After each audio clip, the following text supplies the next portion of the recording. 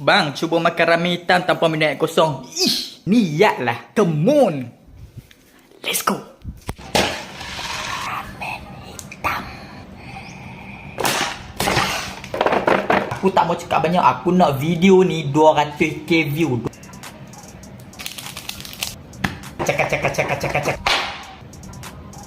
Tentang aku tak makan pedas. Apa nak tengok aku macam oh, pedas. Tanpa basa-basi, bismillahirrahmanirrahim.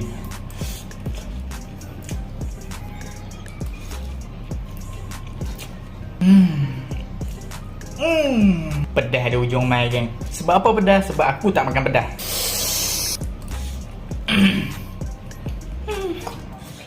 Jangan komen. Alah, bau ramen hitam tak pedas tu. Masalahnya aku pedas.